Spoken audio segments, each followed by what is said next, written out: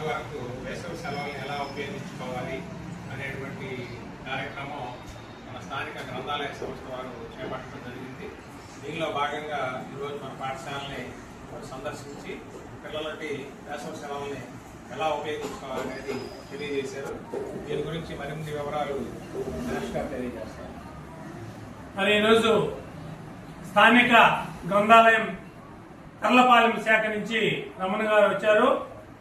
మరి వారు చెప్పేది ఏంటంటే, లేక విద్యార్థులకి తెలియపరిచేది, వేసవి సెలవుల్లో సద్వినియోగం చేసుకోవడానికి స్థానిక లైబ్రరీని ఉపయోగించుకొని చక్కగా చదువుకునే రీడింగ్ ఎబిలిటీ పెంచుకోండి. అక్షరాలు వాక్యాలు మర్చిపోకుండా ఉంటారు. మరి వేసవి సెలవుల్లో మరి ఎండలు ఎక్కువగా ఉన్న నేపథ్యంలో తగు జాగ్రత్తలు కూడా తీసుకోవాలని మరి ఉపాధ్యాయుల తరపు నుంచి, పాఠశాల తరపు నుంచి మేము విద్యార్థులకు తెలియపరుస్తున్నాం. ప్రత్యేకంగా ఈరోజు పుస్తక దినోత్సవం కూడా ఉన్నది. అనగా చదవటం యొక్క ప్రాముఖ్యత అనేది మరి అందరికీ తెలియపరచాలి. చదువుకోవడం ద్వారా జీవన నైపుణ్యం పెరుగుతుంది.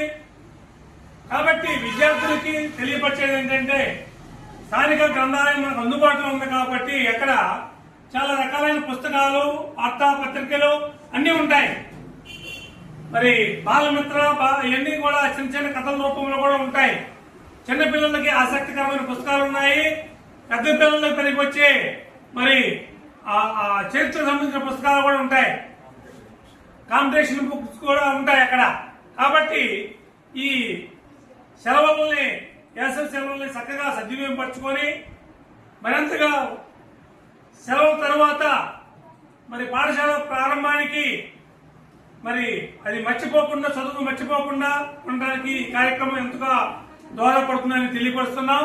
మరి మాష గారు లేక లైబ్రరీయన్ ప్రతినిధి చెప్పినట్లుగా ఈ నెల 28 నుంచి జూను మరి 6వ తేదీ వరకు కూడా ఈ ప్రత్యేకమైన వేసవి సెలవులు సద్వినియోగపరచుకోవడానికి లైబ్రరీ ఏర్పాట్లని సద్వినియోగపరచుకొని పిల్లలు మరింతగా జ్ఞానాన్ని రూపొందించుకోవాలని అవకాశం ఇచ్చిన ప్రధానోపాధ్యాయులకి, లైబ్రరీ అధికారులకి అందరికీ కూడా తోటి ఉపాధ్యాయులు కూడా ధన్యవాదాలు తెలియజేస్తూ సెలవు తీసుకుంటున్నాం.